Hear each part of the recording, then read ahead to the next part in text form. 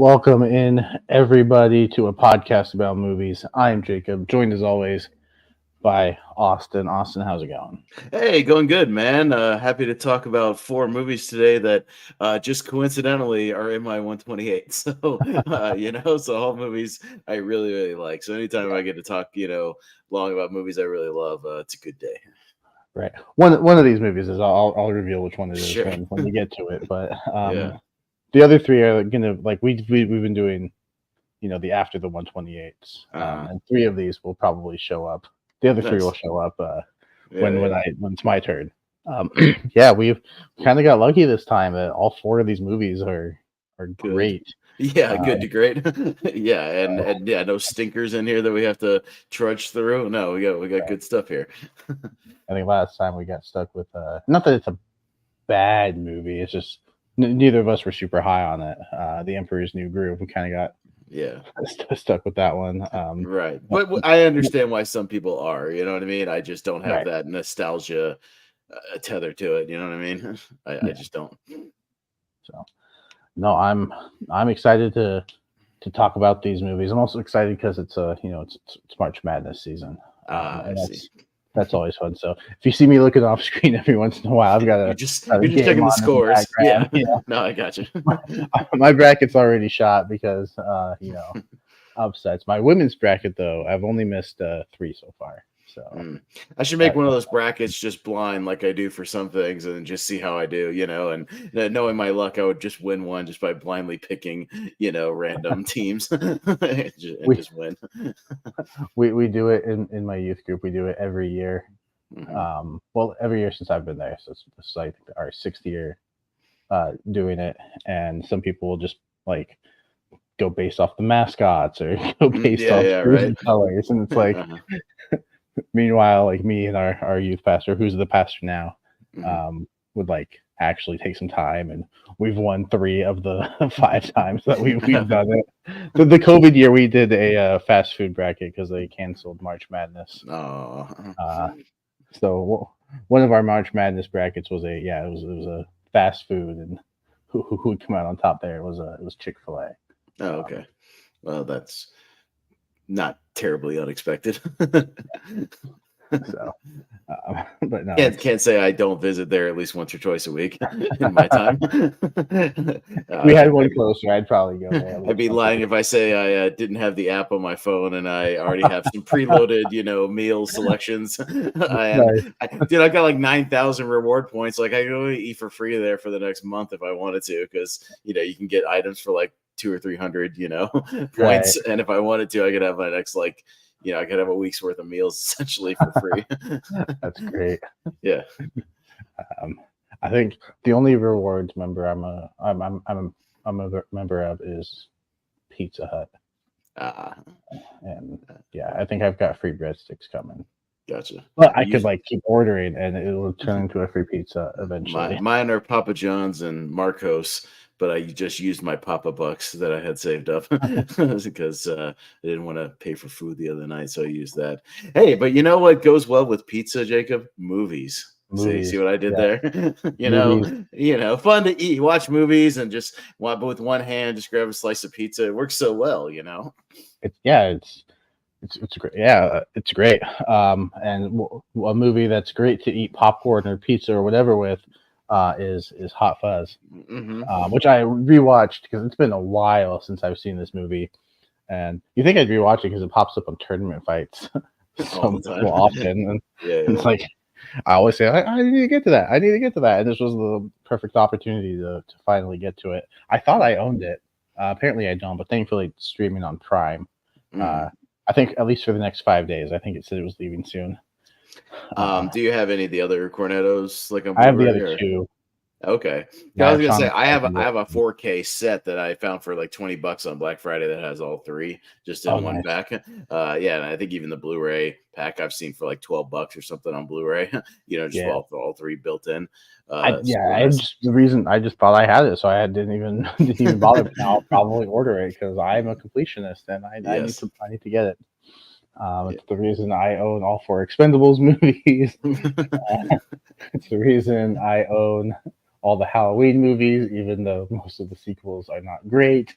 Listen, I'm a completionist too, but I have my limits. Like, I might eventually own an Expendables 4, but it might be like one of those Black Friday like $4 pickups. You know what I'm saying? Like, Yeah, I'm gonna wait. I ain't paying full price for it, but maybe eventually. it's the reason I will probably eventually own the Marvels.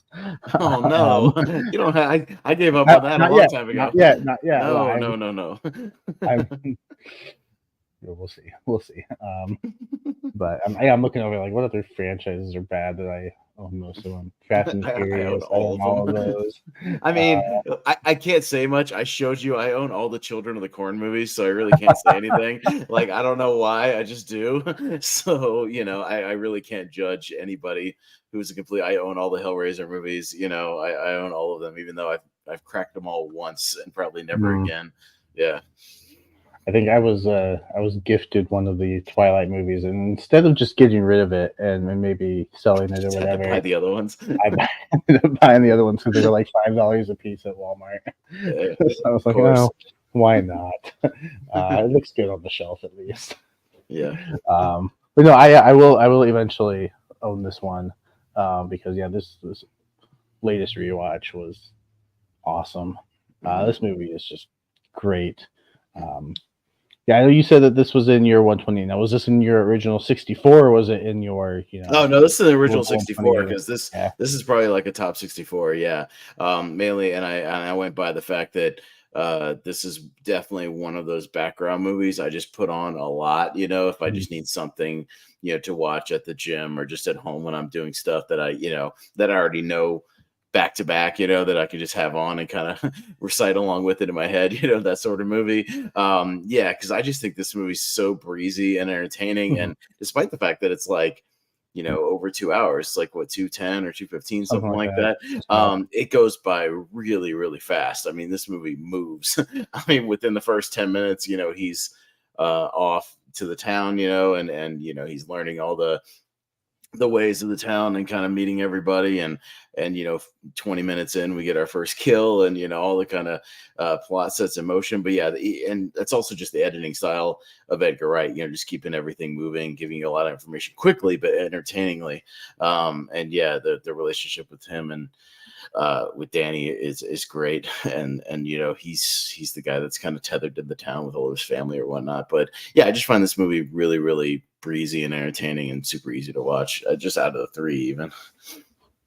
yeah, this most because Shaun of the Dead has always been my favorite, but now that on this most recent rewatch, I'm like, it might be it's Hot Fuzz. it's Danny and Nicholas.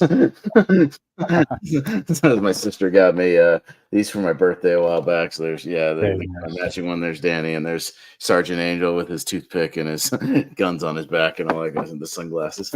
So Oh, that was such a good. I loved that moment. Not to skip ahead in the movie, but I love that movie yeah. when he's taking all the evidence, all the guns that he Oh yeah.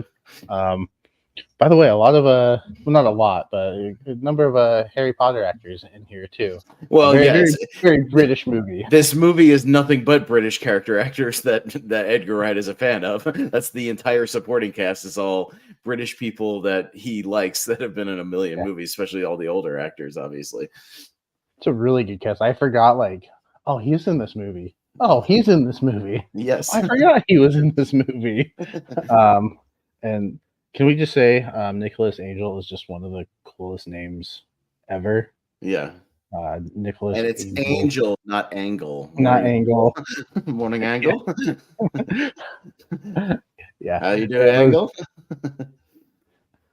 um, yeah. I loved the relationship between our two leads here and how Nicholas Angel. I'm gonna say Nicholas Angel the entire time. I'm not gonna say Yes. Nick. I'm gonna Mhm. full name only. Um, starts off just like so straight and like just let me do my job. Like his first day on the job, it's not even his first day on the job, and he brings like 8 people in, including Right. including the fellow police officer that ends up being his partner. Mhm. Um, he's just so straight, and like as the movie progresses and their relationship progresses, he kind of cools it off just a little bit. Like not while he's working, but like in his off time, he's a little more relaxed, a little more And, mellow, and and why, Jacob? For the greater good. For Yes, the for the greater greater good. For good. the The greater greater good. good. Yes. Yes. For the greater good. Greater good. The Stop greater saying good. that. It makes me want to like just latch on to one phrase, and anytime I hear it throughout the day, just repeat it just to see if people catch on. Yeah. Because I think that would be awesome. Yeah. But yeah, no, I love their relationship and how it progresses through the movie. And I also love that like the killer, the guy who we suspect the entire time, Yeah. is actually the guy that was, you know, kind of behind it all. Yeah. Like they don't know. They're like, there's a mystery aspect to it, but it's at the same time, it's like, oh yeah, it's the obvious guy. No, It's the it guy no, that's it actually is always those showing up. guys. It's just because, the whole town is in on it, so they're all kind of the bad guy. Right. So, you were right to suspect, this person, and for the right reasons. It's just he didn't actually do the actual kill or was one of the killers, Mhm. as we figure out. But yeah, I'm sure you're referring to what Timothy Dalton, or you're referring to Jim Broadbent, or all of them. All of them. Like yeah, like I said, Right. yeah, the cast, yeah, Jim Broadbent, who's in like the Harry Potter movies, yeah, he's great. Timothy Dalton, obviously you have James Bond in here. That's cool. Yeah, I was gonna say there's other people like the guy who watches the security cameras all the time is Edward Woodward, who is in the original Wicker Man. He's the Okay. cop that Yeah. that goes to the island of the Wicker Man, and he's also the original Equalizer on the TV show, The Equalizer, Oh, okay. that Denzel would take over. So I'm sure Edgar Wright, probably watched The Equalizer, and I know he's a fan of the Wicker Man, so I'm sure that's probably why he's in here. Hmm. You have Olivia Colman, who's gotten more famous over the years, who I just saw. Obviously, she was in Wonka. She's in the movie I walked out of, Wicked Little Letters, but it's not because of her recently. But she's the star of that. But she's blowing up. Paul Freeman. This will be one of two Paul Freemans we'll be talking about tonight, because Paul Freeman, who's Belloc in Raiders, is the priest here in Hot Fuzz. Mm-hmm. The priest who pulls out the shotgun after he's like, please, please, calm yourselves, people. So yeah, one of two Paul Freeman movies we're talking about tonight. So there's your one little connection, and then I can connect the other two movies we're talking about tonight through one other actor. But yeah, so the interesting coincidences here. But yeah, everybody is somebody if you've watched like British film or anything Right. like that. And yeah, they all have like great little chemistry kind of popping up here and there. Olivia Colman's always fun. She's always kind of dropping like the sexual innuendos and just being really silly. Had them a She's bit of girl on girl. impossible. Yeah. Yeah. I know. Yeah. Which I can say the same thing about a certain guy in another movie when we get to it. Mhm. That's an Oscar winner. Yeah. But no, yeah, I love the action in this movie too. I think this is action comedy done right. Mhm. Like if we did a top 5 action comedies, like this could be towards the top of the list. I Yeah. think I forgot how much I laughed out loud at this movie. But I also forgot like just how exciting some of those action scenes were, especially after you had the action figure. Mhm. Once Once he guns gears are up. blazing, Oh yeah, once he gets his guns and gears up and puts yeah, the sunglasses on, and yeah, they get all the guns from the lockup, everything they've confiscated. And then that's where it goes into like basically just doing parodies of action movies essentially, because he strolls into town on horseback, which is just cool in itself. And then he'll just stand there and just deliver one line. It'll just be like, morning, and just really quick one liners, and he's they're delivering kind of corny one liners after they kill somebody or after they do something. That's a lot of fun. Yeah, I mean, they're parodying all the stuff that they've done throughout the movie. They're watching Point Break, they're watching Bad Boys 2. Danny is looking at the bargain bin at the supermarket, and there's Super Cop, the Jackie Chan movie. There's the one Chuck Norris movie where he fights the robot. I forget the thing, but the silly movies like that. But yeah, he's obsessed with action movies, so when he gets a chance to just be an action star and over the top one, guns blazing, he takes the chance. yeah. So, but before that, I loved all the reasons too that they like killed people.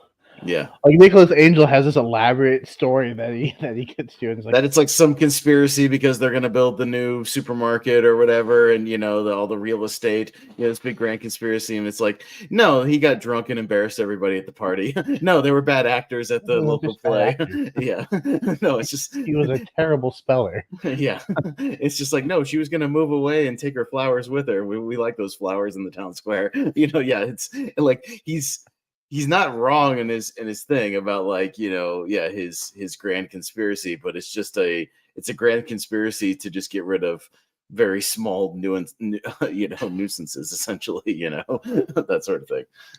Which I think is great. Yeah. Yeah. Oh man, this might be I might have to rethink whether this or Shaun of the Dead is my favorite, because I love Shaun of the Dead. I've watched that countless times, but man, this was such a fun rewatch. Yeah. Sorry, but yeah, no, I didn't know if it was going to make my after the 128, but now it definitely will, and like it might even slide into that 128. I know we're not like doing those anymore, but like if we did like a revised 128, sure, it's probably in there. I don't know. Yeah, I mean, I loved this rewatch. It's so funny. Like you said, the action. Everybody is somebody. Even I think it's Steve Coogan, who's in the movie at the beginning and at the end, pops up. Like, yeah, it's like, hey, who's just a really good British actor that I can get? Even the beginning when he's getting dressed down by the by his superiors, and the first one's Martin Freeman, and it's like, hey, there's Martin Freeman, there's the Hobbit, and then who's his boss? Bill Nighy. Bill Nighy just shows up.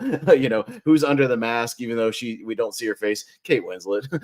Just at the forensics thing, and then it's like, yeah, and then like I say, he gets to town and everybody, is somebody, if you don't know their name, like they're very recognizable. Everybody that kind of pops up, and yeah, I love movies like that. Or Stephen Merchant shows up for like a scene. He's the guy who owns the Swan. He's like, so how tall would you say? Oh, 4 feet tall. It's a swan, and it's just that's Stephen Merchant just for one scene. He just. Edgar Wright, I'm sure, just is fans of all these people, so he just puts them in, movie. And obviously, a bunch of them are across the cornettos. Like a bunch of them show up, in all three movies, just in little bit parts. Where Bill Nighy was the dad, that gets, zombified or whatever. Right. He used a lot of the same people over and over again, so that's always cool. And I know just from listening to podcasts and things with Edgar Wright that he's big on like old British cinema. Like he loves like British crime movies from the 60s and 70s, and old horror movies, stuff like The Wicker Man. Like he's a big fan of those movies. So I'm sure that's just his way of paying tribute to all these guys and gals in here. Yeah, I'd love to see him do something with Simon Pegg and Nick Frost one more time. I'm sure you will. Like, I'm sure it's not off the table. I mean, they're all buddies, so I mean, it's highly unlikely that they would like never do anything ever again. I'm just hankering for it now. It's like, no, I'm sure if he announced some other project that he was writing and directing a movie with Simon Pegg and Nick Frost, there's nobody on the planet that'd be like, oh no, not again. Like, of course. If anything, it would be the opposite, because it'd be like, hey, last night and so, go back to Pegg and Frost. So like, I'll watch that. What's the last movie? He did what last night in Soho, and then what, Baby Driver before that? Baby Driver, yeah, and Scott Pilgrim, yeah, and all that stuff. Yeah, I mean, I think I haven't seen World's End, and I haven't seen Last Night in Soho, but I think every other movie that I've seen of his, I've loved. Like, I think they're all. You definitely should watch World's End. I mean, obviously, it's more Pegg and Frost, but it's a little them playing against type, because, especially if you watch Hot Fuzz and then that, because Simon Pegg's playing more of the cut up, the loose guy, being kind of silly and drunk and whatnot. And Nick Frost is kind of playing the straight man, like the guy who's straight laced and kind of breaks out later. But yeah, it still, again, has these ensemble casts of like people, just like, oh, I know that guy. I know that guy. I know that guy. And even Rosamund Pike like shows up, it's like the kind of love interest. This is like before Gone Girl. So, he was even a fan of him before then. And yeah, it has kind of a body snatchers thing, which is why I like that movie a lot too. So yeah, I like it. Yeah, you should easily check that one out pretty soon. I might watch it tonight. Like, yeah, it's really good. I've got nothing to prepare for. I can just watch whatever I want. Exactly. And so I might do. Yeah, it might be my movie of the night once March Madness is over. Yeah. Purdue is blowing out Utah State. I'm glad I picked Purdue. Um, but no, Hot Fuzz is great. 5 out of 5. Definitely. If you don't own it, like I don't own it, go check it out on Prime. Give it a rewatch before it leaves Prime. Mhm. It's fantastic. Yeah, yeah. Now, our other comedy movie is represented by Austin's shirt. Hmm. Uh, good old Mars Attacks right there. That is a great shirt. It's a great show, right? Great, Yeah, great, it's great good stuff. shirt. Yeah. Um, but yeah, Mars Attacks, directed by the great Your Tim boy. Burton. That's Yes, right. um, which is yeah. I like. I think I might. Obviously, I think I'm a bigger Tim Burton fan than most because um, I think this kind of falls in like the middle for me as Tim Burton, but I Yeah, still love this movie. right. And I know it's in year 128, like we've mentioned, all four of these Yes. are in year 128. So like, is this besides Batman, obviously? Yeah. Is this your favorite Burton, Uh, or do you have others no, I that mean, love yeah, I mean, Batman's always going to be number one just because it's Batman and it's awesome. Mars Attacks might be right behind it, and then Ed Wood might be like right behind that. So those are probably like my top three. it? If I had to, I mean, I do love like 80s and 90s Burton. You almost can't go wrong with just about Right. anything he did in those decades because I also love Pee Wee's Big Adventure. I like Beetlejuice. I just said I rewatched Edward Scissorhands really recently. That was really, really good on rewatch. Mhm. Not that I think it would ever make my 120, but it's a really good movie, and I'm glad I rewatched it. I watched Sleepy Hollow for the first time. That's pretty great. Oh, And yeah, I mean, everything up to about Big Fish is pretty damn good. And he was on fire. But yeah, I think one of the things that draws me to this movie a lot is it's so much a love letter to 50s sci-fi. I mean, it's the mhm. 50s sci-fi is all over this movie. All those old 50s alien movies, Earth versus the Flying Saucers and that sort of thing, like all these old timey like alien invasion things, obviously the original like War of the Worlds, like all that kind of stuff. You can tell Burton's a big fan of that. This movie has that strange aesthetic where it's definitely a tribute to that, so much so that even most of the technology in the movie is like 50s, even though it's kind of, I guess, taking place in like modern times. But the military is using like old M1 rifles. They're using old tanks. All the microphones they use are those old school like kind of square Right. Yep. microphones. Every TV is like those old panel TVs. It's strange like the way he works in the old time thing to where this movie could almost work in black and white because it's such a throwback to that. I think it could. Yeah, that's a It good kind of point. could. I do like the colors in it though, so I don't know if I would Yeah. sacrifice that because it's a very colorful movie. But it's But like clearly yeah, if they put out like a special edition Blu-ray and that was an option, like yeah. I'd watch it once. Sure, yeah, no, Check I it check it out, out. It but doesn't work for everything. Every movie that has like a black and white cut, I don't particularly love like Logan or Mad Max Fury Road in black and white. Like I don't think it no, quite works there. But yeah, Mad Max The is awesome. Mist is a throwback to 50s sci-fi, so that works. And the Godzilla minus one minus color worked as well, just because those have that Mm, old, okay. sort of monster movie vibe. So those work. But yeah, I hope speaking when they of, release that on physical that they have both I'm versions. sure they will, because if they bothered even to put the black and white cut in theaters, which is what they did, I'm sure it'll be an option, on one of the discs and whatnot. But speaking of movies, Jacob, that have everybody in them, this is Yeah, another one of those movies that another has one of those stacked cans. everybody. Everybody that you see in this movie is somebody, and it's just somebody you recognize, somebody you like, even literally to the most minute little roles, just the little roles. I mean, where do you start? Obviously, you got Jack Nicholson, who's playing two parts in this movie, not even just one, which is Yeah, it's such a which is fun. stacked cast, and you have Jack Nicholson playing two roles. Two You roles. can get somebody else, but it, Well, it no, I works. think It works. I think that was his request, if I remember right. Like he saw that Okay. role in the thing and just wanted to have some fun, other than just kind of being the presidential guy. He just saw that role and thought, That makes hey, I sense. could I could put on a goofy wig and just be silly, and be kind of this sleazeball guy. But yeah, I mean, it's like Annette Bening and Pierce Brosnan and Sarah Jessica Parker and Michael J. Fox and Jim Brown and God, who else? Danny DeVito and Tom Jones, Glenn Close, Martin Short, Rod Steiger, Lucas Haas, Natalie Portman, uh, Jack Black. Christina Applegate plays Jack Black's girlfriend. You see in like 2 scenes, and she's just there. If you look closely, like it takes you a second to recognize it.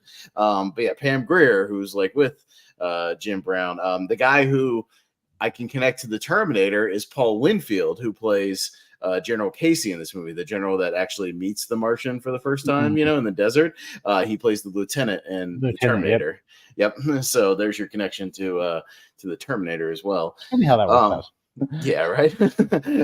So yeah, 2 kind of supporting roles here, but yeah, he's one of those character actors you always recognize. But yeah, I mean, everybody's somebody, and I think that's awesome. And Tim Burton, that's a throwback to those old disaster movies and whatnot that would have 50 people in them, that you recognize from back in the day. Yeah, and when you look at it, you could think like, oh, that's too many. But I think everybody has just the right amount of like screen time. Like nobody feels like they're being rushed or like we could have done without that character or we could have done without that character. Like no, everybody has a role and nobody's like underwritten or overwritten. So I think it's balanced really well as far as the characters go. Because I forgot like just how many deaths there were in this movie. There is so much killing in this movie. And then kids, if they ever tell you that video games will get you nowhere in life, Pam Grier's kids helped the president. One of which is Ray J, by the way. Ray J, yeah. Talking about somebody else who would become kind of infamous a few years later for a certain tape he did with Kim Kardashian. But yeah, no, their video game shooting skills lead to them surviving the attack on the White House and protecting their mother, it looks like. So, video games can help you kids. Yeah. I feel like the effects as well, not the greatest, but it works. Yeah, it works for the type of movie that we're getting because it is such a throwback. And I was like, oh, I forgot like how 90s this movie looked. But again, it works. I think for the material we're getting. I loved the design of the Martians with the big brains. I think that's great. Who doesn't love, like, who hasn't sat there and imitated, the act. It's just like, it makes no sense, but it's great. And their little goofy, silly moments, throughout the movie, and all the dumb stuff where they're trying to like translate, and it's, we come in peace, don't run, we are your friends. All that goofy stuff in the movie is a lot of fun. And come on, like, how do you not love that? What's the thing that kills them? The great and powerful Slim Whitman and his music. I mean, look, this movie made me a fan of Slim Whitman. I remember loving this movie and then going out and like looking for his music and whatnot. And like, I'm actually a pretty big fan of Slim Whitman. I think he's nice. Great. Now I don't know if you've ever like listened to his music at all. I know I threw you a couple of links before we went live, but he's great. And it got, I think it's more of a love letter from Tim Burton because he was a fan of Slim Whitman, but the dude never really got that popular in the United States. He's huge in England. He passed away about 10 years ago, but Slim Whitman is enormous in Europe. He's like one of those guys who sold millions of records in England. Like the Beatles were a fan of Slim Whitman. Like he was huge over there. So he'd always do these tours over in Europe because like he would sell out these like massive arenas over there. And he's a big dude. And he has a Jacksonville connection because he lived just outside of Jacksonville in his later years.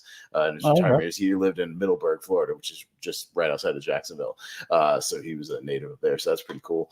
But yeah, he's great. And his music, it's good music. It's just, it's got that yodeling, thing to it, which I guess just you hit the right frequency and it makes their heads explode. But it's pretty great how they use that to defeat the aliens. Like, I love it. I think it's just kind of one of those things of like, you know, how in War of the Worlds it ends up being like a disease, you know, something you can't see. It's not, you know, bullets, it's not missiles, you know, it's a disease. I think this is sort of like that, where she's like, how do we kill him? Just some goofy music. Why not?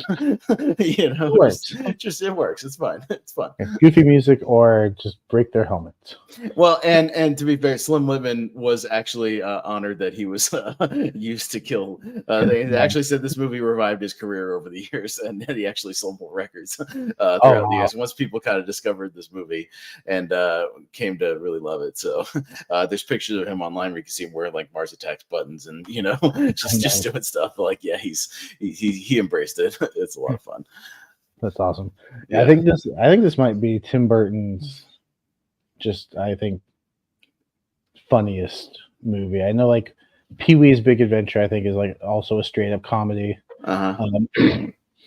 But I think it's like, I think joke for joke, just like humor, I think this is like his funniest movie, and it's I think it's kind of an outlier too for Tim Burton, because you know, up to this point he did like dark superhero movies. He did Beetlejuice. I mean, obviously he started with Pee-wee's Big Adventure, which is, you know, kind of lighthearted and just fun. But you know, you go to Beetlejuice, you go Batman, you go Ed Wood, Batman Returns, all sort of dark in their, you know, their color schemes, and then you got this big bright movie with Mars Attacks, and unfortunately, I think it wasn't well received by the critics. I think it's like 56% last I looked. The critics, I remember at the time, because I saw this in the theater when it came out in '96, because I wanted to see it just because it was also it got buried because of Independence Day. Independence Day came out like a month before this, and it was the bigger alien invasion movie, and people thought it was just like a parody of that, but it wasn't, obviously, because they were both being made at the same time. Right. And it's like, no, he was making a throwback to like 50s invasion movies. But I think the whole thing, just Independence Day beat him to the punch.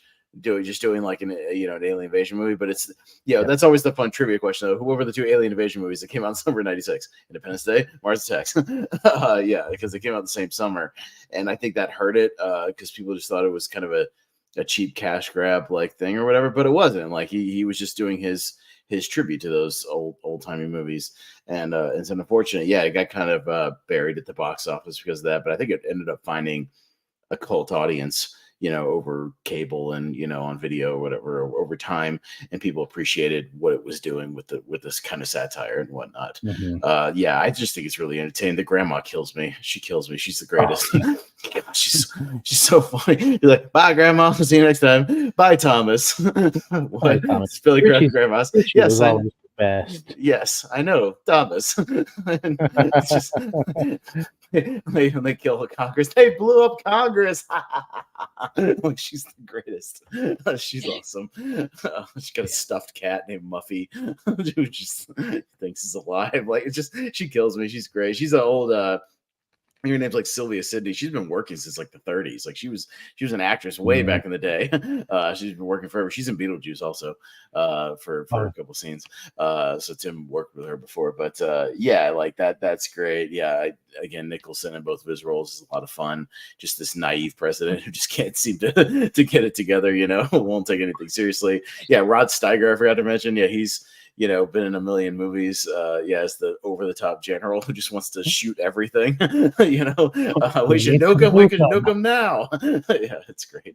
And a connection to last week. Brian Haley, who was one of the henchmen in Baby's Day Out, one of the kidnappers. Is Mitch, the head Secret Service guy who kind of is the president of the whole movie. So I'll throw back to that movie. Yeah, a lot of good actors in here. Early Natalie Portman. Very early. Future. I don't know. She might have been. No, Glenn Close didn't win the Oscar. I'm just kidding. Annette Bening has won an Oscar. Annette Bening has Jack, and then Natalie. I think Natalie Portman won for Black Swan. Yep. Glenn Close was supposed to win for The Wife, but then Olivia Colman, who we just mentioned in Hot Fuzz, beat her out for The Favorite instead. There you go. She was so shocked that she didn't even have a speech prepared. She was so sure that she wasn't going to win. No. Again, I love this movie. Like I said though, And I'm if a you big watch The I'm big. World's End, Pierce Brosnan's in The World's End, so you can see him Okay, in that movie. Yeah, he yeah, shows up in there. I love his character. Mm. Um, He gets so much screen time. I always forget how much screen time he gets in the first half of that movie. He's basically like, I think he's second billed in the movie, and for good reason, because he's a pretty primary character in the first half of that yeah, movie as the professor. Yeah, he's a lot of fun. I just again how optimistic he is. I'm just like, no, it was a misunderstanding. We need to give this another try. Like, no, what are you doing? He's well, shooting everybody. Stop! What are you please? What are you doing? No, he's great. Yeah, yeah. he's a lot of fun. We leave the fate of America in the hands of a Brit. Yeah, of course we do. How They're smarter than us, right? Yeah. does that work? But yeah, no, like I said, I love this movie. But like I said, I'm a bigger Tim Burton fan than most. So even though I have this like in the middle of my Oh yeah, Tim always Burton rankings, it's what's like your favorite director? Yeah, it's still like at least a 4 out of 5 at least. yeah, I think this movie is great. Love it. Great humor. And then yeah, a lot more violent than than you might think. So yeah. uh, if you haven't rewatched Mars Attacks, Give it a shot. It's good. rewatch it. It's great. Don't listen to the critics. 56% is too low. Mhm. But I respect their opinion, even if it's wrong. Yeah. So yeah. All right. Which one's first? I don't know. Give me a second. I'll let you know. Stall for me for about 10 seconds. All right. So um, yeah. Eventually, we will be starting our anniversary series, and I'm pretty sure one of these movies that we are going to talk about could have been up for consideration, but it will not be up for consideration anymore because we are going to talk about it now. Yeah, the Terminator, which I believe is Let's go in 1994. let's go in chronological order backwards. That makes sense, right? That's what we're doing. That's what we've kind of been doing. Yeah, so why not? Yeah, the Terminator starring Arnold Schwarzenegger. I forgot who directed it. I'm sure you remember. James Cameron, the James great Cameron. James Cameron. Why was I blanking on his name? A I actually rewatched young that James young Cameron. a young a young Arnold who you see in all his glory at the beginning of this movie. Yes, You see his Schwarzenegger for sure. that's right. Uh, Hey, you know what? If I was as in shape and massive as Arnold Schwarzenegger would be, I wouldn't be ashamed of right? showing it off either. You know what I mean? If I was as enormous as he was in the 80s, good lord, he's gigantic. I think he's even bigger in like Commando and Predator. Like he gets bigger I think he as got he bigger. goes. Yeah, absolutely. Yeah. Um, but no, this is another one that's in your 128. Obviously, it's just outside for me. I just don't think I'm not like a huge like sci-fi action guy. Um, but I do appreciate this movie a lot. Especially like it's got some very big like horror elements to it also, which is I know something that you appreciate about the movie as well. We've talked about that before.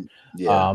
But again, like what is it about this movie that puts it in your Yeah, I 128? know. Yeah, well, and I know I've talked about the whole like Alien and Aliens and Terminator T2, and I know everybody kind of has their favorite, when we're talking about those. Some people prefer, Alien over Aliens, or Terminator T2. And it's funny, I can't really explain it because I prefer Aliens over Alien because I like the action in that movie, and it's like my favorite like sort of action sci-fi thing. But I don't know why I prefer Terminator over T2.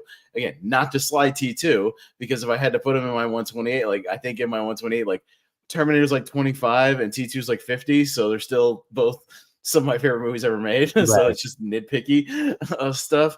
I think just because this movie doesn't have Eddie Furlong, I think Eddie Furlong can be a little much at times in T2. It's like literally the only reason. But I can easily get over that when I'm watching the movie. It's like not a deal breaker or anything. But yeah, I really like the horror vibes of this movie. The fact that it's almost a horror action movie is really what seals it for me. If you just take the gun out of the Terminator's hand and put a machete in there, it would be a straight up slasher movie. Essentially that's the only difference. It's like he's using guns instead of knives or knife fingers or machetes or axes or whatever. He's just using a gun, and it has that inevitability of like, I like this concept, especially the way Michael Biehn tells you, and it's such a simple premise that obviously everything that Cameron sets up mythology wise would be milked for 6 movies at this point. That everything they set up here, without even you really seeing much of it, you get a few glimpses into the future here and there through like the different dream sequences and whatnot. But yeah, just this concept of the way Biehn puts it, of like this thing that just has one objective, and it can't be bargained with, it can't be reasoned with, it doesn't feel pity or fear or remorse, and absolutely will not stop ever until you are dead. Like, that's a horrifying concept. Yeah. This thing only has one mission: to kill you, and that's all its mission is ever going to be for the 100 years of its battery life, essentially. So whether or not you die of old age or it kills you, it's going to kill you. And I think it's great. And Michael Biehn is, again, the other thing that really I think he's spectacular in this movie. I think he's absolutely spectacular in the Terminator. Like, Biehn is so good, and it's one of the other reasons I go back to Aliens a lot, because he's also in Aliens, obviously. But he's so good here, man. I think he sells it with every fiber of his being. The way his eyes, just his dedication to the role, the way he, like I say, he delivers those little monologues like throughout the movie about the future, about his mission and everything. He sells it, and I believe him when he finally breaks down, with Sarah at the end, and says that I had a picture of you, and it's just like, and I think he chose me for a reason, and that despite the fact that I never knew you, like, I love you, Sarah. And I know it sounds kind of corny, but he sells me on it like that he's just like, oh no, I've been in love with you for years, and I just never knew it. So yeah, I think this movie's so simple and so to the point, and it has the sci-fi and it has the mythology, but it doesn't overdo it. Just gives you just enough to chew on and really think about. And the paradoxes of the fact that Kyle Reese is John Connor's dad, because of the events in this movie, him having sex with Sarah Connor at the end of the movie, and making John essentially. I mean, it really works. So I just think I like the 80s aesthetic of it. The simple kind of effects, but there's some practical stuff, some kind of stop motion-y sort of things kind of blended. You get the like 80s synthy score, where the chase scenes, it's like like, I like that stuff. I think the score doesn't get talked about enough. But even the main score, the dun dun dun dun dun, I know they epicked it up for the second one a little bit, but even then, like the kind of synthy, like simplicity of it, I dig it. But I don't know, I'm rambling. Please, you go ahead. I think I'm with you though on T1 over T2, because I don't know. We don't see Arnold as a villain a lot. Like, it's this, and then Batman and Robin as Mr. Freeze, but that's kind of a more silly character who's way sillier character. Way more silly. Whose whole character is based on ice puns. Which, don't get me wrong, I love it. I love the character. No, don't get me wrong. I've seen that movie like 900 times, so like you can't say I don't love it in like a guilty pleasure thing. Like, it makes me laugh at this point, like just how bad it is. And realistically, we have to appreciate Batman and Robin for the fact that without that movie being the way it is, we wouldn't have Batman Begins and the Nolan trilogy. So because they wouldn't have just rebooted everything. So thanks, Batman and Robin. At least you gave us that. But yeah, no, Arnold, he's just so menacing in this movie, and just like the way, obviously I think this is one of his earliest roles. Not his earliest. He had other stuff like Hercules in New York. Conan the Barbarian had already come out in 82 before this. But Conan the Barbarian was, again, kind of it did like okay, but that's another one that got bigger on video and whatnot. Like, people discovered it later. And yeah, his accent is very thick in that movie and not great. And I think they went with a thing of, they came in, and Lance Henriksen actually auditioned for the Terminator, who ended up being in the movie. He's in here as one of the cops. But yeah, like they auditioned a bunch of people, and Arnold they actually brought in to try to read for Reese. And then they just told him at one point, just stop real quick and just kind of stare at us, or like stare to the left, stare to the right. And like, he was so big, but he was like robotic, and they were like, what, he'd make a hell of a Terminator. And they were right. Because I mean, I think he works best when, it's no disrespect, bro, I love Arnold Schwarzenegger. Like, I've seen all those movies. Like, I love him. But yeah, I mean, I think he's sometimes at his best in a role like this where he's just there to be menacing and like he's Mhm. absolutely believable, and it works because the line delivery, he's a cyborg, so it Right. works. It When works he's so when he's in well. the gun store with Dick Miller just going Uzi 9 millimeter, 45 long slide with a laser sighting, that sort of thing. That's exactly how a cyborg would say it, very Mhm. bluntly and to the point. So it works. And yeah, it's later on you can debate whether or not he's giving good performances and whatnot. But I think here he's perfect as the cyborg. Like I think he's great.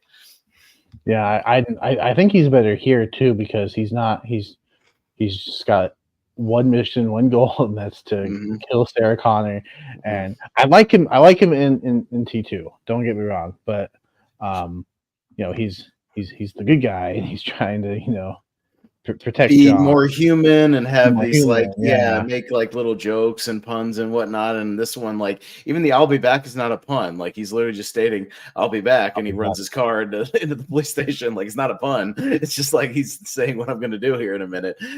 Yeah, and when he's going to the police station, just so mechanically just holding the guns and just just systematically like just killing people, just boom, boom, boom, anybody that's like in his way. It's terrifying. That's a horror scene Mhm. when he's going through the Yeah, police station, like he cuts the lights and he's just shooting everybody just with no, like I said, no remorse, like no mercy, like whatever, anybody gets in his way. I mean, substitute that, Jacob, for Jason Voorhees walking through a machete, and you would say this is a horror movie. right. Yeah, It's absolutely. exactly the same thing. It's the same thing. It's him walking through the spaceship in Jason X. That's what I Uh, mean. yeah, Yeah, right. it's him walking through the woods or No, I mean him walking through through the a woods house, if people were walking trying to anywhere, attack him in the woods. Yeah, I mean it's the walking same through the exact boat. thing. So and I know Cameron was a horror fan. He had worked with Roger Corman's company. He came up through Roger Corman, so he knew sci-fi, knew horror. Yeah, I mean he's semi-credited for Piranha 2, but again, I don't like that because he's one of 6 credited directors on that movie where he worked like 2 days on it. Oh wow. And it's like whatever. So I don't count that. But yeah, I mean, he came up through Corman, so like he's like a horror sci-fi fan, and I think he just wanted to merge the two a little bit into this movie. And they didn't have a ton of movie. This is a $6 million movie at the time, which I know is a little bit more Hmm. now, but even with inflation, it's like $20 million, $30 million, still very, very low budget Yeah. movie, and it made $78 million. Like that's a hit. I mean, he made money and turned around, and famously, a little behind the scenes thing for Aliens is that he was making Aliens, and the Terminator had not yet come out.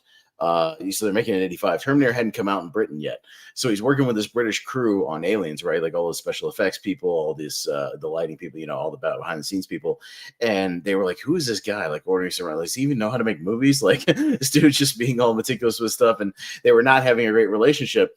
And eventually, he secured a screening. So he brought everybody that was on the crew to a screening of the Terminator when it finally was about to be released, and the relationship changed just like that.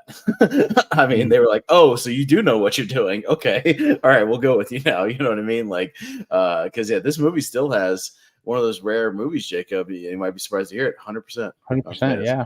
Yeah, kind of crazy, right? I mean, one of those rarities. So yeah, it's something else. But yeah, I just dig the vibe of this thing, the dark tones of it, the mythology that you get. It's not too much, just enough. Even Sarah's journey, just being this kind of scaredy cat, waitress at this diner, kind of finding her courage and her heart throughout the movie that obviously they would take to another Mhm. level in T2, of Oh course, yeah. as Oh we yeah. all know.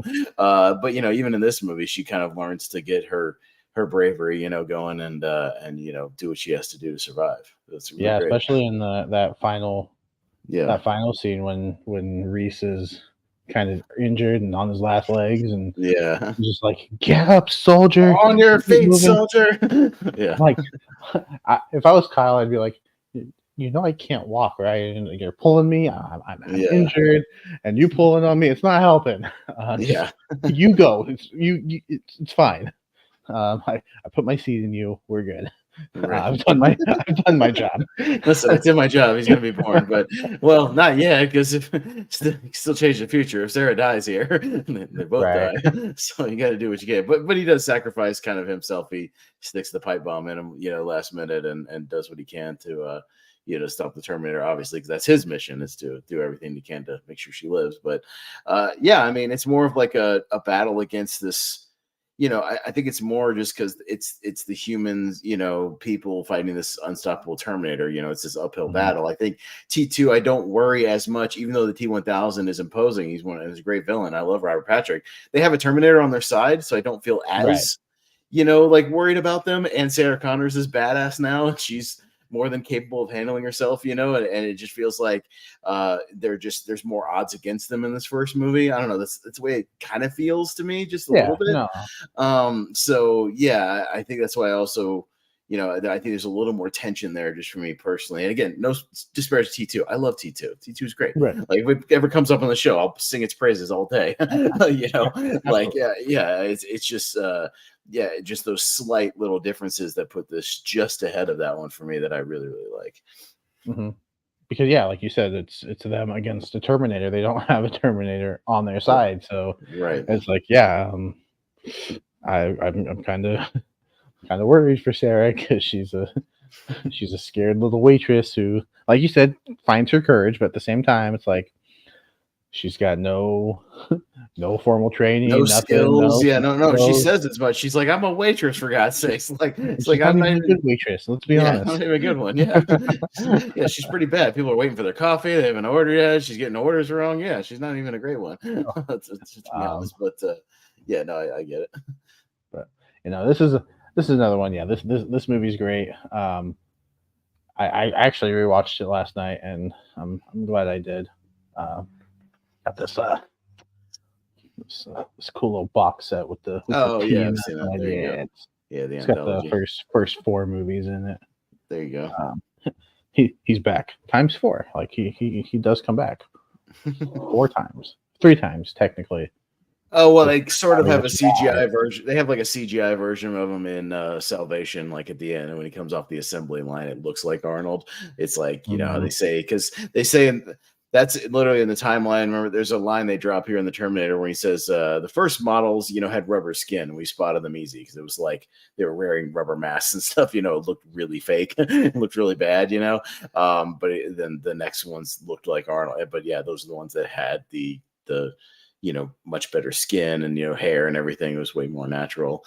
And yeah, I just even like the little things about the dogs. We use dogs to spot Terminators. Was crazy. That's great. And if you notice at the end of the movie, when Sarah's driving in the Jeep, driving off, she has a dog now. So, smart of her. She's already learning. And little details like in this movie, I like, just the little drop lines and whatnot that are intriguing. And we see where the picture comes from. Exactly. It all comes full circle because she takes the picture, and that's the one that Reese eventually gets a hold of. I will say I wasn't the biggest fan, and this is just a nitpick of the final line delivery. He says there's a storm coming. I know. Yeah.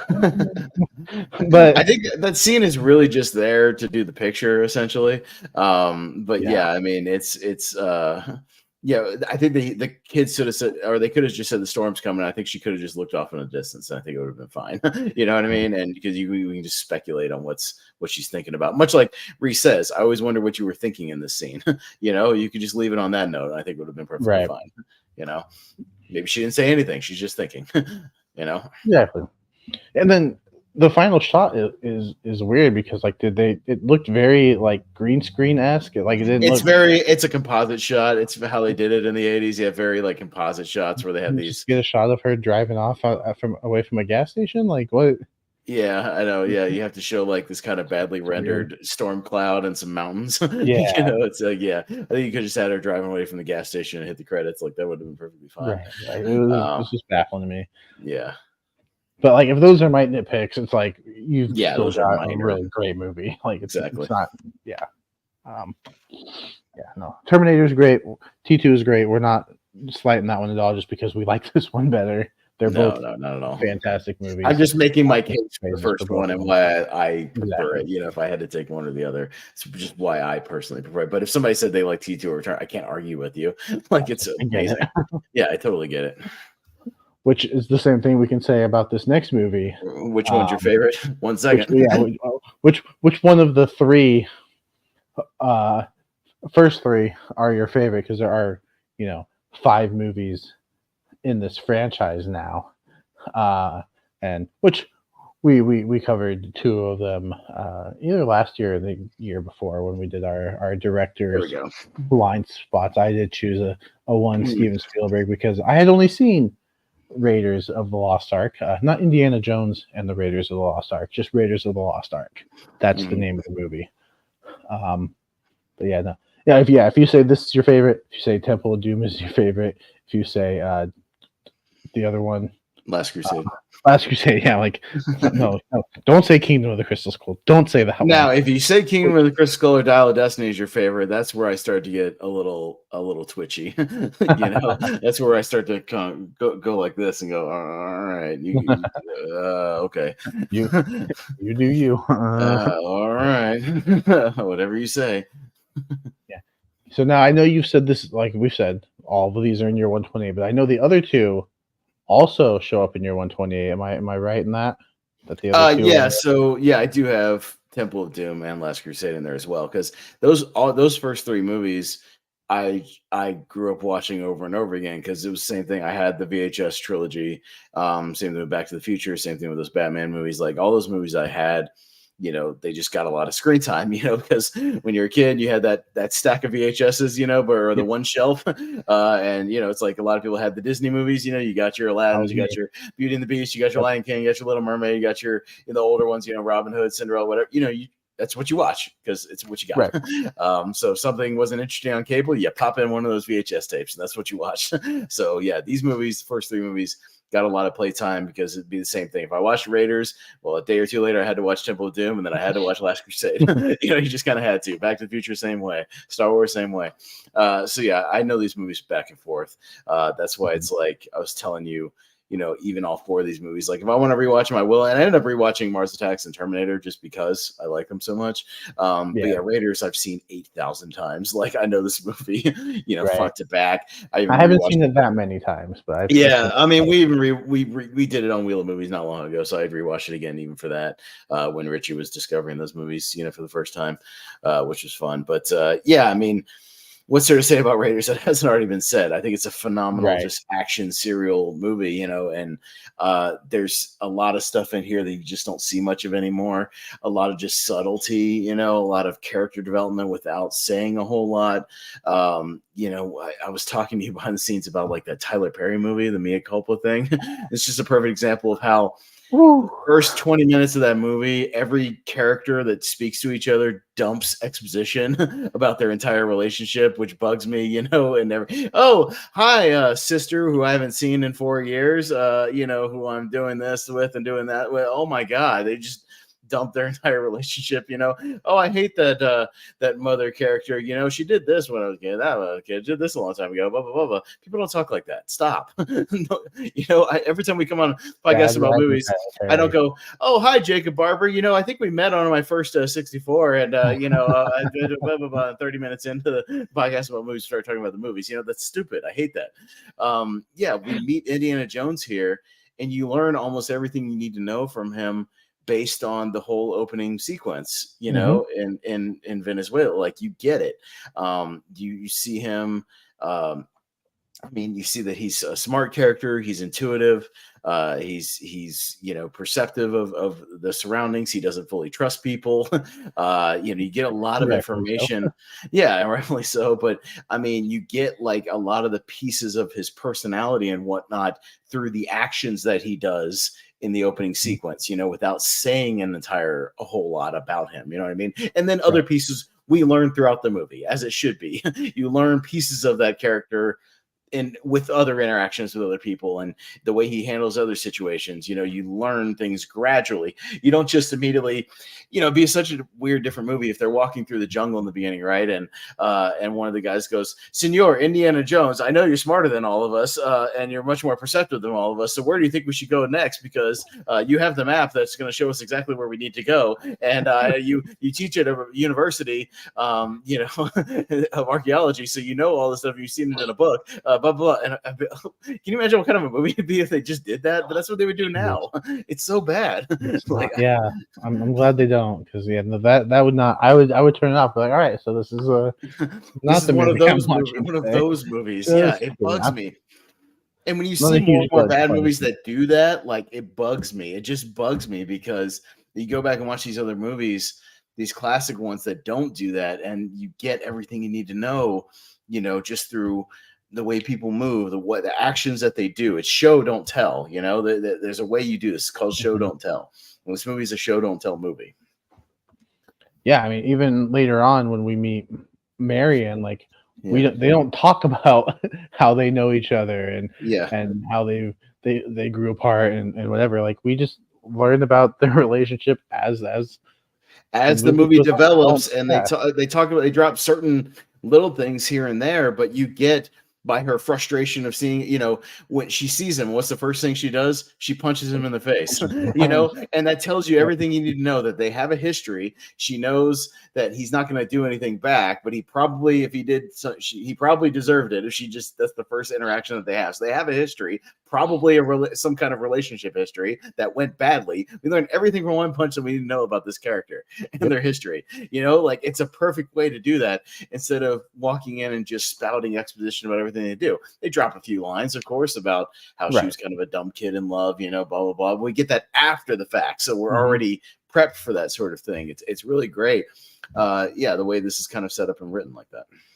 I wonder if he was the reason that she started drinking so much, because she can really hold her liquor. She can hold her liquor, yeah, but it comes back later. That's a great little character setup for her, because Yeah. we see her, out drinking the big, the much bigger guy, obviously, across the table. Then that way we know when she's drinking with Belloc, later, that she's just faking it, because of course she can hold her liquor. Right. She's held way more liquor than that. I mean, you see how many shot glasses are on that table, during that thing, and they've had this much of that.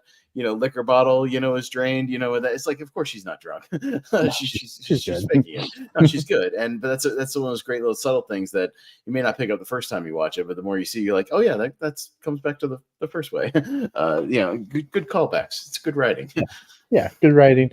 And I love how, like you said, this is subtle. Like, yeah, there's not a lot of I mean, there's action scenes, but they're set up, and they Mhm.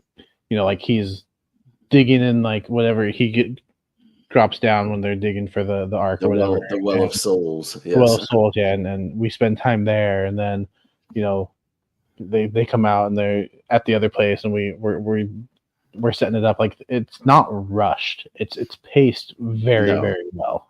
Right. Well, and again, you get different aspects of what he can do in his skill set through that. Right. So he gets dropped in the well of souls, right? So he's, again, you go back to the perception of the attention to detail that he does. So he sees the snakes coming out of the walls. Okay, there's something behind those walls. How do I get there? All right, we got this big statue. Let me see if I can loosen this up and knock it through.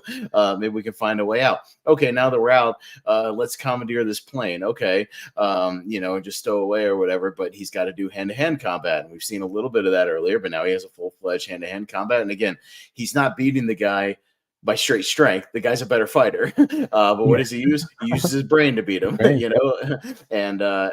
beats him with that. We see Marion's strength of her character, that she's in there, but she's still shooting dudes with the guns and holding her own and whatnot. And then what do we transition into? He gets on horseback, and we have that amazing truck sequence, and it shows his toughness, and his courage, and how he's just his willingness and sort of never say die attitude, that he'll do just about anything to protect this item and do what he has to do. And my God, the stunt work, this whole movie, that stunt sequence, and this guy named Vic Armstrong, who was I have a book of his called The World's Greatest Stuntman, and he was a stuntman for a bunch of Bond movies. He was a stuntman for Christopher Reeve and Superman. He was a stuntman for Harrison Ford in these Indiana Jones movies, and one of the stunt coordinators.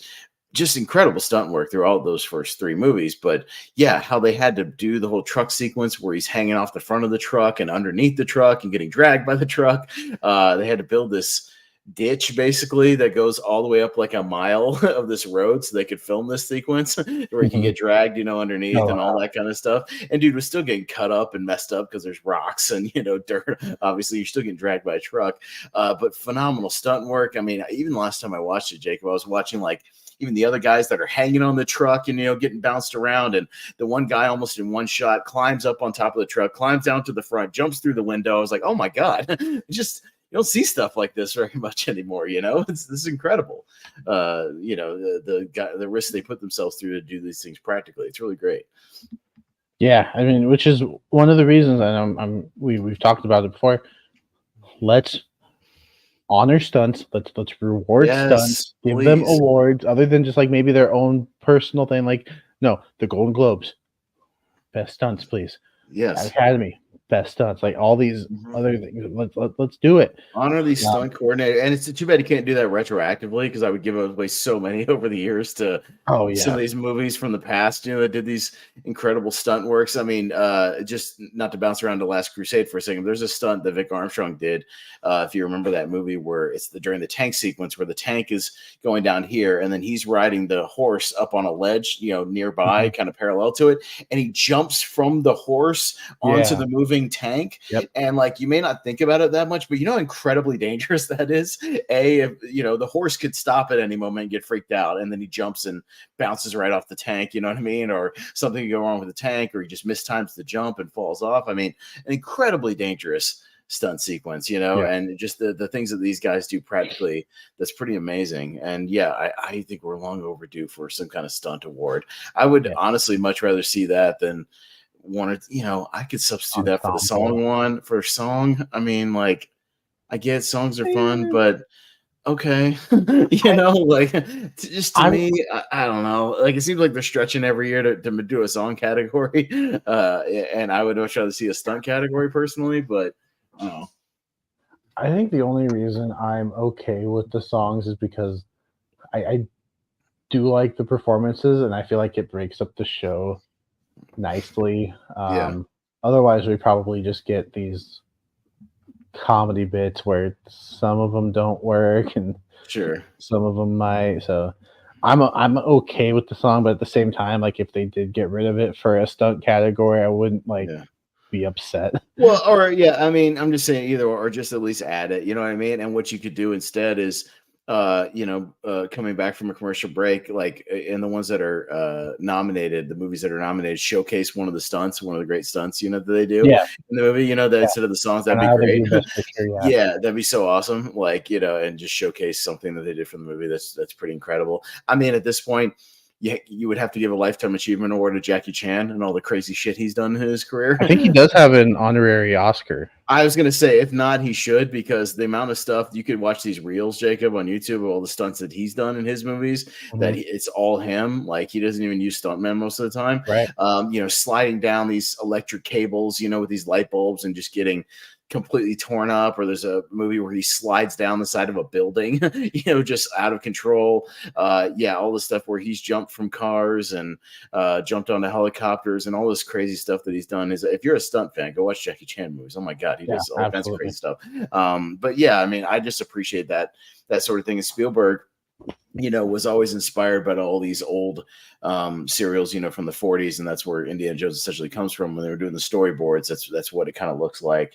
Yeah, with the leather jacket and the fedora hat and all this kind of Mhm. stuff, and the trucks, and yeah, because this is a brainchild of Spielberg and George Lucas, obviously. But yeah, I mean, it's just I really appreciate just the simplicity of it. It's very old time entertainment. Which I like, and yeah, the pacing's great, especially once they really get going. But yeah, you get the treasure hunting, you get villains you can despise. I mean, it's Nazis, always a reliable villain, Right. Yeah. that Yep. you can just hate immediately. So that's always good. And yeah, Belloc, who is like kind of just with them for the resources than anything. So, just kind of using them. But he's a competitor and whatnot. And but I do believe him when he says he wants to preserve history. I do actually believe him when he says that in Mhm. the movie. I think he's genuinely curious about what's in there, and whatnot. But yeah, I mean, just really good stuff all around. I think the first three of these movies are just immensely rewatchable, and just so damn entertaining. Yeah, I was looking it up. I was like, this was nominated for Best Picture, right? It was. It lost to Chariots of Fire, and Steven Spielberg lost Best Director to Warren Beatty for Reds. Yeah, and again, it's one of those ones where we look back and go, is anybody talking about Reds now? You I don't know, even know what Reds is, but it was the right? most nominated movie this year, which is It's a crazy. 3 hour movie with that Warren Beatty directed, some like Oh, war and he like starred war it zone. because yeah, he was Yeah, it's nominated one of for those that. Oscar bait movies, so it worked. Mm, But looking back on history, which movie are we still talking about? Raiders or Reds? We're still talking about Raiders. right. Like, I mean, history is the thing that kind of settles all the differences. As to which Hmm. movie almost 45 years later are we still talking about, or really, yeah, 43 years later we're still talking about Raiders. This is what we're talking about. Chariots of Fire is a good movie, don't get me wrong, but like not a lot of people talking about that movie either. It's yeah, sometimes they don't recognize it at the time, and I get it, and it takes that time to kind of see that and see which one break through and become those all-time classics. But yeah, I mean, Spielberg's one of those guys that should have won Best Director long before Schindler's List. I mean, that was Yeah, one of those things where he yeah. didn't win until almost 20 years into his career, and into his big screen career, I should say. And yeah, think about the movies he did in between there. Jaws, he wasn't even nominated. Close Encounters, Raiders. Yeah, I mean, it's pretty damn spectacular. Like what he Jurassic Park, same thing. And then he finally wins for Mhm. Schindler's List. I mean, rightfully so. I'm glad he finally got one, but felt like it was overdue at that point. He he could have been nominated twice in 1993 for Yeah. Best Director. Oh yeah, yeah. I would have even maybe thrown Jurassic Park in for the Best Picture pool as well Yeah. for the same as Schindler's, and I would totally understand Schindler's winning and whatnot, like totally fine. But yeah, it could have been one of those situations like what's his name, Victor Fleming in 1939 when he was nominated for both Gone with the Wind and Wizard of Oz in the same year Oh, right. Yep. because he did both. So Yep. what was his biggest competition? Himself. Himself. And Gone with the Wind won, but so you compete, always not a bad thing when you're just competing against yourself for that sort of thing. Right. But yeah, I was looking up the awards it did win. It won Best Sound, rightfully so. Uh, Best Art Direction, Yeah. Best Cinema. No, it lost Best Cinematography. Just kidding. Okay. But it won Best Film Editing. It won All Best right. Visual Effects. Mm-hmm. And then there was a Special Achievement Academy Award for Ben Burt and Richard Anderson for the sound effects editing. Yeah. Well, Ben Of Burtt's a legend. He's the guy who did all the sound for Star Wars as well. I mean, Ben Burtt's a legend in the sound world. But it did it not win for score? What won for score that year? Come on. What are we Chariots doing? of Fire. I get it. Chariots of Fire is recognized. That's the dun dun dun dun dun dun dun. Dun yeah, they reused it in like Vacation and whatnot. When they're doing the Mhm. slow motion running. Again, great stuff. But overall score and all the different stuff that John Williams does in this movie with all the different themes for every person, essentially, and all the different stuff. I mean, we've got a score here that everybody knows just from the first few notes. Da, da, da, da, da, da, da. You could just Right. play that for Yep. anybody, and everybody knows exactly what that is. Just Yep. sometimes Let's they get it see. wrong. Not that I John think Williams hasn't earned his fair share of Oscars over the years and is right. still the goat, and will forever be the goat. And I think he's won like 9 or something now or whatever. Like he's got plenty of Oscars on his mantle, so that's fine. He's been nominated He umpteenth won number of times, one, but yeah, 2, 3, 4, yeah, 5. He's won 5 yeah, uh, Academy Awards. Yeah, Best Original Score for Schindler's List. yes, None of the Indiana Jones movies though, which is baffling. yeah, He was nominated 3 times in 1990 for score. He had 3 of the nominations. yeah. Um, he won for E.T., Jaws, and Star Wars.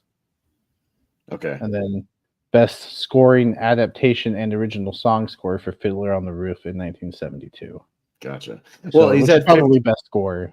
he's There's, had 54 Oscar nominations, so needless to say, the man has been recognized and will forever be the GOAT when it comes to film scores. You know what I mean? He still has the record for most nominations for a single person in any category. yeah, So yeah, I mean he's the man. I think it's just them. They're trying to spread the love a little bit over the right. years more than anything. But yeah, he's still great. Which is crazy that people are saying like he's the GOAT, but like this year he probably didn't deserve it for Well, this I mean, Indiana Jones for score. Dial of Destiny, well, again, it's a lot of reused stuff, and it's Yeah. just like it kind of is what it is. The Oppenheimer score was incredible. That Ludwig guy's going Oh, places, yeah. like he's great. So Ludwig Göransson or whatever his name is, yeah, it's like, um, I could see, yeah, they're just spreading the love, but it doesn't matter. I mean, John Williams, everybody knows. It's like, yeah, it's John Williams. Like, he's good. He I'm just does what he salty does, and that he's the good. Spider-Verse score didn't get nominated Sure. because we had to get John Williams in there. It's I okay. know. Maybe Yeah, I'll I just didn't take think we it. I needed get to it. have John Williams in there. Like that wasn't really necessary at this point, And if he said, I think he said he's going to retire. He keeps saying he's going to retire, and then he doesn't retire. He just keeps going. But he's in his He's pretty 90s. old. I was gonna say he's pretty old. If you don't I want to retire, say I want to say he's like 92 or 93 now, something like that. He's you're I right. had his Wikipedia pulled up. He's 92 right now. So yeah, I mean, if he said he was going to retire tomorrow, of course you deserve it, John Williams. Please Oh, retire. yes. Which so I guess it kind of makes sense that like he reused some stuff for, and it's Indiana Jones. It's like use what works. Yeah, Um, it works. use the similar score for all the movies. I mean, I get it. Especially I guess if they did some flashbacks and some de aging in that movie, it makes sense to have The old score. Yeah. the old score in there. Mhm. But yeah, so Raiders, like you said, all these three. Is this a case where your favorite is the last one you watched, or do you have like No, a I mean, definitive I think the it trilogy? depends on what age you are. Because I think originally Temple of Doom was my favorite as a kid because it had all the stuff at the end. You have Short Round, you had a kid in there to relate to. You had like the mine cart, which is basically like a roller coaster, and I love roller coasters. But yeah, I mean, it had kind of the crazier stuff, yeah, almost like the forbidden stuff you want to watch as a kid, the sort of horror type stuff that you're always trying to get a glimpse at. When you're a kid, you're like, I want to watch some horror. And that's about the closest thing I could get to it when I was a kid. You start becoming a film fan, and I think Raiders kind of becomes your favorite just because you appreciate the technical quality of it. You appreciate how well it's put together, how well it's paced and whatnot. And then now being older and I'm turning 38 soon, it's like I think Last Crusade just has the stuff with his dad, like that relationship, which I really relate to as my dad's getting older and whatnot. Just has that back and forth, and I think is really great, and just a little more about discovering who you are and your purpose in life and whatnot, and the reflections on your life as a whole and that sort of thing. And so I think it's just it's fluctuated, but I've settled on Last Crusade now, just because those themes that it has, that's the thing about great movies, is that you can maybe kind of lean towards one or lean towards another, or get a different purpose or a meaning out of it, later in life as you go through Right. your life's pursuits and whatnot, and your life experience. You can go back to a movie and appreciate it in a whole new light. I've talked about how Mrs. Doubtfire, now that I've been divorced and whatnot, and I've been through a long-term relationship, you feel more for the Sally Field character as you get Mm-hmm. older, and the actual, divorce storyline in that movie, or in other, there's a lot of Disney movies and whatnot, and even Spielberg movies to a degree, where he deals with like families and divorces and relationships and what the adults are going through that maybe you don't appreciate as a kid. When you go back and watch them as an adult, Yeah. sort of those things that you appreciate more that they dive into. So yeah, I mean, movies can always change depending on your perspective and your life, your life experience. Yeah, that's a goofy movie for me. I know you're not as high on it as I It's am, but it's okay. It's okay. It's fine. like Yeah, it's no worries. when I watched it as a kid, I'm like, come on, just let Max go to the party with his friends.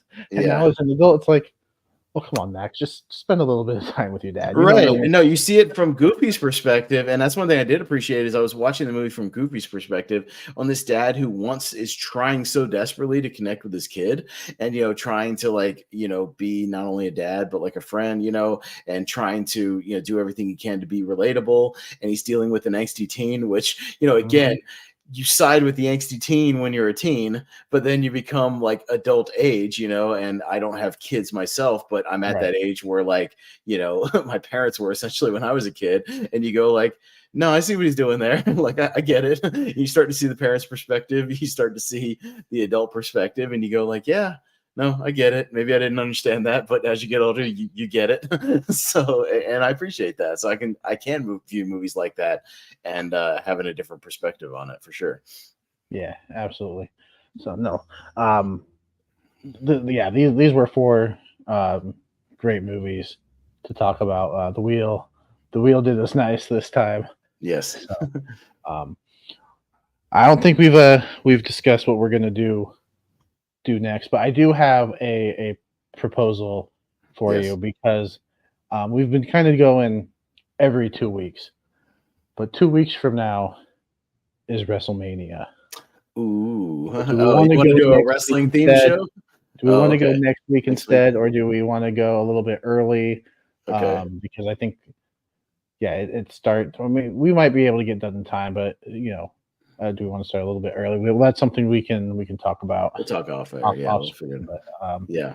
yeah, we'll figure out what we're gonna do because I mean, it's also what next week is also your birthday, right? Sure is. Sure is, buddy. 31st, so literally next Sunday, a week from today, is my birthday. Also on Easter Sunday. It hasn't happened in years, but Wow, yeah, I've also had an Easter birthday before. hey, there. Yeah, I We know didn't see exactly. it in It's April. it's weird with the calendar how it can either happen in March or it can happen in April. I don't think it's been on So my weird birthday since having I was a Easter kid. in March. Yeah, it's really weird. Yeah, it doesn't feel like it, but yes, I know very well because in my grocery store we're on our Easter ad right now that goes through Easter, so I'm well aware of that. But yeah, it's a little strange. A little strange. Yeah, so next week, and then we will be doing a special birthday episode for you on tournament fights. Yes, I'm very much it's gonna be looking fun. forward to that because I know what the other twist is, and I'm Yes. very much looking forward to that aspect of it. I Yeah. think everyone else will get a kick out of it as It's gonna be well. a good time. It's gonna be a fast show because it's gonna be a speed show. But yeah, there's another little kink to it, and we're gonna have some fun with that. It'll be a really fun time. Yeah. And then what Tuesday is Ben Stiller, Jack Black. Yep. I've got Um, that list finalized and ready to go. Yeah, we're gonna talk about that. So, and they have quite a few. If you include all the cameos, they have like 6 crossover movies. It's kind yeah, of crazy. Yeah. if I wasn't doing these open mic nights on Tuesdays now, Sure. that's an episode I definitely would have signed up for. Right. 'Cause I do love me some Jack Black. My new pump up song is Tenacious D's version of "Baby One More Time." Mm. I've been listening to that nonstop. I still haven't seen Kung Fu Panda 4. I haven't either, but That's since a we're good song. doing it Tuesday, I might even before the mystery movie tomorrow, like go to the theater and just watch it just so I can comment on it, Okay, and yeah. maybe check it So out if they have like a screening at 5 o'clock or something that I can see right before it, I might try to check it out because it'll be a part of it, right, okay. since the current movie. But yes. Yeah, it's got a decent runtime. I think it's a hour 24 or something like that. So I it's can always appreciate very that. breezy. Um, I'll uh, be pushing. I'll be pulling for School of Rock on the Jack Black tournament. I think because I love me some School of Rock, and that that movie's one, good enough Kung Fu to Panda is yeah, I'll say a that heavy or Kung Fu favorite. Panda. I'll be pushing for to maybe win and maybe pull that one out. We'll see. And as far as Ben Stiller, I'd like to see maybe heavyweights go far or dodgeball. Heavyweights has actually won a tournament though, so it's a That's tournament true. winner. I would love Yeah, to see the Meyerowitz stories make it's it on fairly there. It's on there. fairly Yeah, deep into the tournament. yeah, That's definitely one that I'll probably watch it before I leave, and then I'll check out the rest of it when I come back to see who wins. But yeah. yeah, no, that's a good matchup. I think both of them have a lot of decent movies, but then they each have kind of their stinkers. So Yeah, they've each got their franchises as well. Ben yes, Stiller had way more franchises that I forgot about. I was like, oh yeah, he's got 3 Fockers movies. He's got 3 Night at the Museum movies. He's got 2 Zoolander movies and 3 yep. Madagascar movies. Uh, So Zoolander 2. yeah. So That might be my least favorite movie that I've seen in theaters. maybe. I know even Jordan, who's a big fan of the original one, hates that second movie. He hates it. Leonard Maltin has a funny thing you can go look up actually, Jacob, about Zoolander 2. He walked out of the movie 30 minutes in. Wow. But then when he wrote the review, his review was titled Why I Walked Out of Zoolander 2. And so he was honest with his people about I can't really review this movie because I haven't seen the whole thing, but I'll tell you what I did see and then why I walked out. So take that for what you will. I didn't walk out because I was seeing it with friends, and I was in Yeah, Spokane yeah. at the time actually, so I wasn't even on this side of the state. The only movie I've walked out of was Noah because it just like if you're going to market it as a biblical story, Mhm. and then not follow the Bible, I have an issue with that. Well, it's Darren Aronofsky. What are you gonna So, do? He's a weird um, dude. but if Yeah, you market it as like an action movie, yeah, I get it. Then you want to take some liberties, whatever. I walked out of the mystery movie last week, the Regal one. I walked out of Wicked Little Letters, the Olivia Colman movie I mentioned just Uh, because I got an hour in and I was just like, I'm good. I'm leaving. I just couldn't stand another hour. I was just like, it's not for me. Look, I know there's an audience for it. It felt like a book club type movie, and I was just like, I'm out of here. okay. I'm out of here, bro. Like I'm done. Like I could do something else. Good. And I was tired too, so I was just like, you know what? No, I'm good. So it's in my watch list, but I just put NA for like no rating or whatever. I just Not available. not yeah, whatever. But yeah, we'll talk off air about what we do next. We might start our anniversary series, and get that going. We could, especially if we pick, one or two that maybe we have seen, and then one or two other ones, that we can dig into or something. We'll figure it out. Yeah, so we'll figure something out.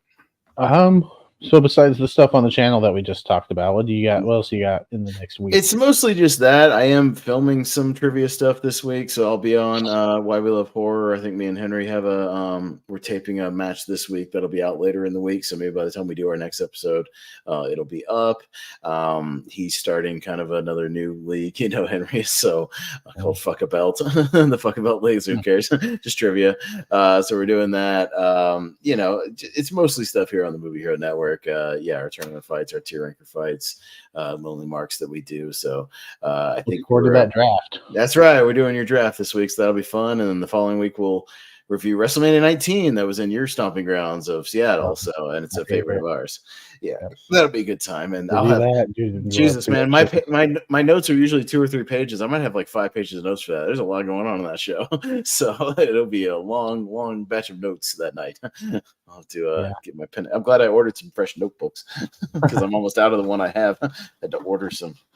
I might even order a stack of new ones from Amazon, so I have plenty of paper because I take notes by hand. I might even watch the Sunday Night Heat that came before 19. I don't have to rewatch 19, but I will. Yeah. Because I know it pretty well too, but just for note taking sake, I kind of have to. Right. Because it's what I do. It'll be fun. If you could do me a favor and have your stopwatch ready for the Booker T, Triple H, and how long it actually takes before the pedigree before he actually gets the pin.